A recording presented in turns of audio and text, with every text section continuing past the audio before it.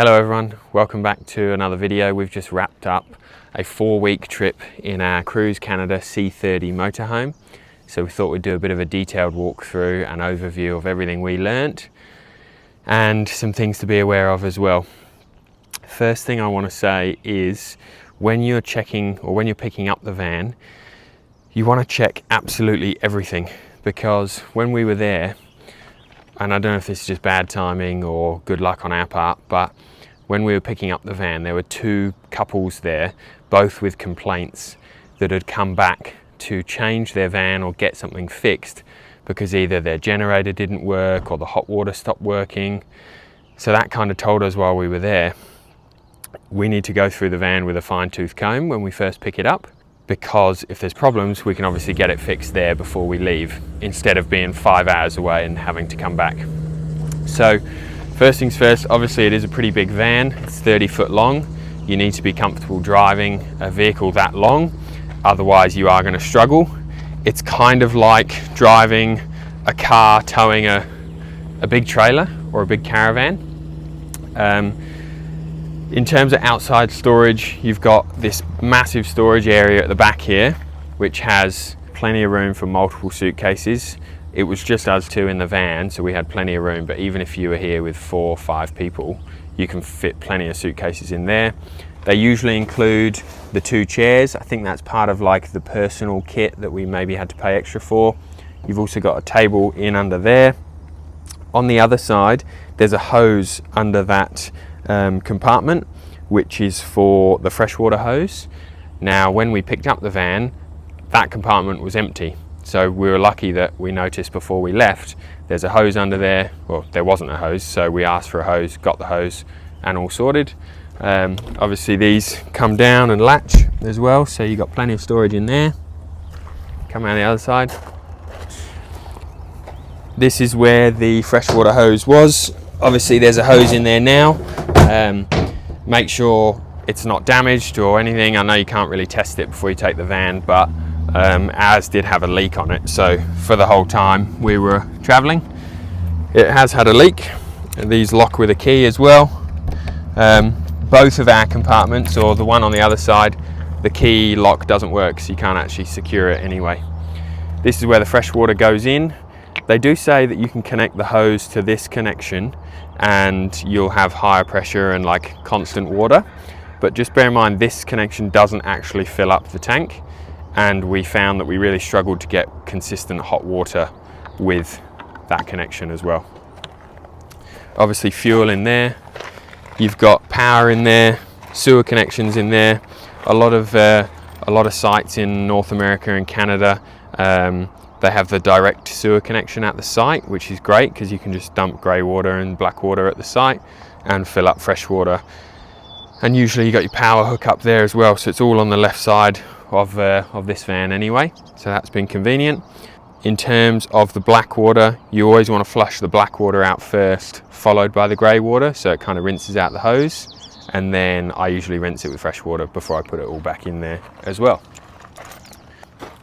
In terms of downsides or negative things we did have along the way, this window trim kept coming off. It actually first came off when we were on the Highway 1 doing about 100 kilometers an hour, so be mindful of things like that.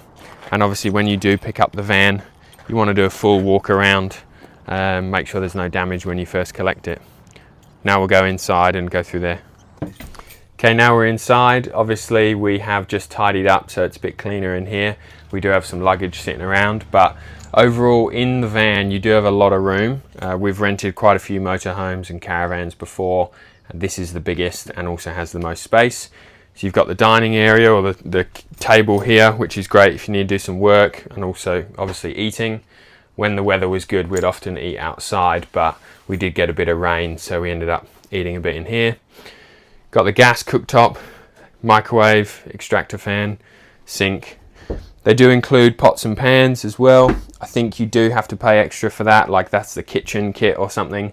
But if you're traveling internationally like us or from a long way away, you really need those extra things, otherwise you're going to struggle.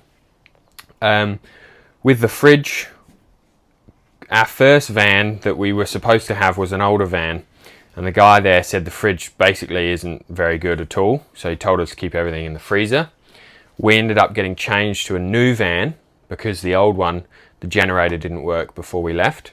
And this fridge and freezer was great. Like, freezer kept everything freezing cold, and the fridge worked perfectly as well. So no complaints there. But if you do get an older van, you may end up having a fridge that isn't quite as good. Also, another note on the pickup, I noticed one of the cabinet doors was actually hanging off on our older van before we left. They did fix that, but then we found the generator wasn't working, so they changed us to the newer van. At the back, you've got a pretty sizable bed. If you're tall, like over 6 foot, your feet are going to hang off, but after a while it's actually kind of comfortable. Big windows, loads of storage, and the nice ceiling vent as well. You got the toilet and bathroom in here, which is fine for what we need really. Bit of storage as well as some power points as well, but does the job. Also got the shower in here, which has a curtain. It's big enough, obviously. It's actually kind of impressively large for a shower in a caravan. Does the job, good pressure, but you do chew through water pretty quickly. So we found after like pretty much every day with 2 showers, some dishes, and brushing your teeth, we needed to empty the grey water. So that's kind of like a daily occurrence if you're showering. In terms of the gauges, we had quite a bit of trouble with getting consistent hot water in our van every day. So we got in the routine of, we would fill up the fresh water, turn the hot water off for a few seconds, then turn it back on and wait to hear it start up. And then that kind of tells us that the hot water is going to be ready when we need it later. And then after each person would shower, we would turn that off, turn it back on, wait 15-20 minutes, and we'd usually have hot water. And then obviously you got your gauges here. Our fresh water is almost empty because we're leaving today, and grey and black water are empty as well because we're returning the van. They do have pretty good heating as well, which is controlled on this little gauge here. You just turn it on by moving this over, and that is actually quite an effective heater. We found on the cold mornings we were using that a lot. You've also got the couch here, which I believe may convert into a bed. Obviously it was just the 2 of us. We used the bedroom at the back, so we didn't need to use that. But also this table drops down and converts into a little bed area anyway, but it is very small. That's kind of only for a child or a very small adult. And then you've got the big bed up here as well. This is probably bigger than the one at the back, but the cushions aren't quite as comfortable, and we don't really like sleeping up the top here. We find it gets a bit warm and a bit claustrophobic as well up there, so we tend to sleep at the back. I think that's pretty much it. Overall, we had a good experience. I would use Cruise Canada or Cruise America again, but the biggest thing I would suggest is doing a thorough overview and walkthrough of the van before you leave the pickup place, because if there's any issues, you don't want to be 4 or 5 hours away discovering those issues. You want to be finding them before you leave so you can get them fixed or get changed to a van with no problems. So yeah, that's it. Any questions about the van or our experience, drop them in the comments below. But otherwise, that's our overview of the C30 Motorhome.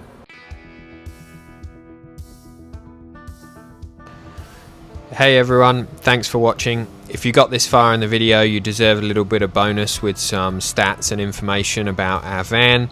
So we spent 27 days in the motorhome. We drove 3,971 kilometers through BC and Alberta. We spent $2,022 on fuel across 14 fill-ups. That's roughly 1,150 litres of fuel, or about 29 litres per 100 kilometres, and the fuel cost worked out to be about 51 cents per kilometre. The full route that we did was Vancouver to Whistler to Clearwater, which is the Wells Grey area, Revelstoke, Jasper, Banff, Radium Hot Springs, back through Revelstoke, Shuswap, Whistler, and then back to Vancouver. Thanks for watching. We'll see you next time.